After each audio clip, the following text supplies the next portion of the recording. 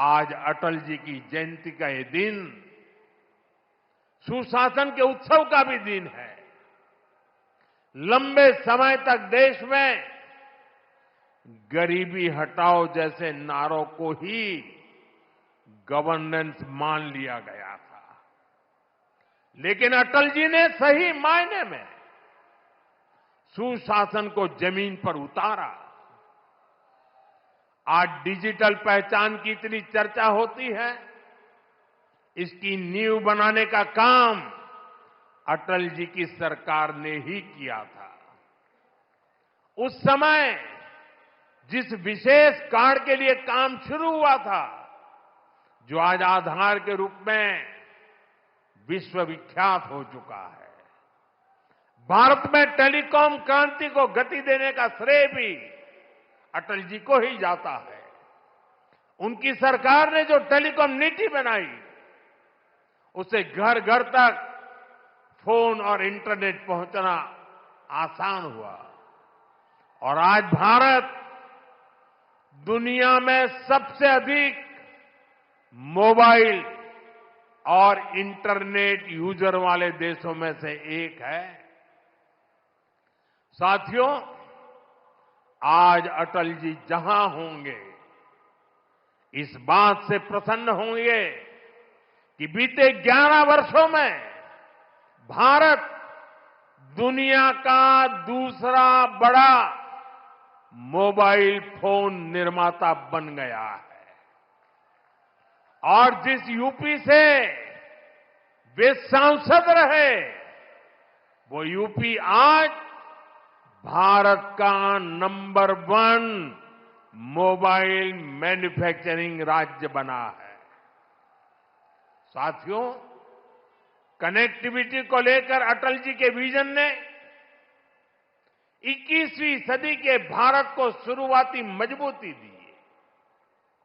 अटल जी की सरकार के समय ही गांव गांव तक सड़कें पहुंचाने का अभियान शुरू किया गया था। उसी समय स्वर्णिम चतुर्भुज यानी हाईवे के विस्तार पर काम शुरू हुआ था। साथियों, साल 2000 के बाद से प्रधानमंत्री ग्रामीण सड़क योजना के तहत अब तक करीब 8 लाख किलोमीटर सड़कें गांवों में बनी है और इनमें से करीब 4 लाख किलोमीटर ग्रामीण सड़कें पिछले 10-11 साल में बनी है। और साथियों, आज आप देखिए, आज हमारे देश में अभूतपूर्व गति से एक्सप्रेसवे बनाने का काम कितनी तेजी से चल रहा है। हमारा यूपी भी एक्सप्रेसवे स्टेट के रूप में अपनी पहचान बना रहा है। वो अटल जी ही थे जिन्होंने दिल्ली में मेट्रो की शुरुआत की थी। आज देश के 20 से ज्यादा शहरों में मेट्रो नेटवर्क लाखों लोगों का जीवन आसान बना रहा है। भाजपा एनडीए सरकार ने सुशासन की जो विरासत बनाई है, उसे आज भाजपा की केंद्र और राज्य की सरकारें नए आयाम, नया विस्तार दे रही है। साथियों, डॉक्टर मुखर्जी, पंडित दीनदयाल जी, अटल जी, इन 3 महापुरुषों की प्रेरणा, उनके विजनरी कार्य, ये विशाल प्रतिभाएं विकसित भारत का बहुत बड़ा आधार है। आज इनकी प्रतिभाएं हमें नई ऊर्जा से भर रही है, लेकिन हमें यह नहीं भूलना है कि आजादी के बाद भारत में हुए हर अच्छे काम को कैसे एक ही परिवार से जोड़ने की प्रवृत्ति पनपी। किताबें हो, सरकारी योजनाएं हो, सरकारी संस्थान हो, गली, सड़क, चौराहे हो, एक ही परिवार का गौरवगान, एक ही परिवार के नाम, उनकी ही मूर्तियां, यही सब चला।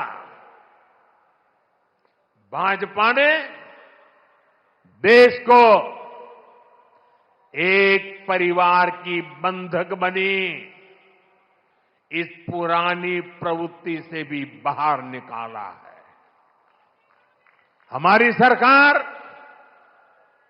मां भारती की सेवा करने वाली हर अमर संतान, हर किसी के योगदान को सम्मान दे रही है। मैं कुछ उदाहरण आपको देता हूं। आज नेताजी सुभाष चंद्र बोस की प्रतिमा दिल्ली के कर्तव्य पथ पर है। अंडमान में जिस द्वीप पर नेताजी ने तिरंगा फहराया, आज उसका नाम नेताजी के नाम पर है। साथियों, कोई नहीं भूल सकता कि कैसे बाबा साहब आंबेडकर की विरासत को मिटाने का प्रयास हुआ। दिल्ली में कांग्रेस के शाही परिवार ने यह पाप किया और यहां यूपी में सपा वालों ने भी यही दुस्साहस किया। लेकिन भाजपा ने बाबा साहब की विरासत को मिटने नहीं दिया। आज दिल्ली से लेकर लखनऊ तक बाबा साहब आंबेडकर के पंचतीर्थ उनकी विरासत का जयघोष कर रहे हैं। साथियों, सरदार वल्लभ भाई पटेल ने सैकड़ों रियासतों में बटे हमारे देश को एक किया था। लेकिन आजादी के बाद उनके काम और उनके कद दोनों को छोटा करने का प्रयास किया गया। ये भाजपा है जिसने सरदार साहब को वो मान सम्मान दिया जिसके वो हकदार थे। भाजपा ने ही सरदार पटेल की विश्व की सबसे ऊंची प्रतिमा बनाई, एकता नगर के रूप में एक प्रेरणा स्थली का निर्माण किया।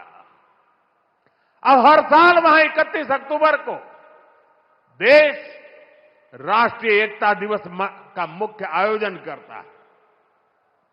साथियों, हमारे यहां दशकों तक आदिवासियों के योगदान को भी उचित स्थान नहीं दिया गया। हमारी सरकार ने ही भगवान बिरसा मुंडा का भव्य स्मारक बनाया।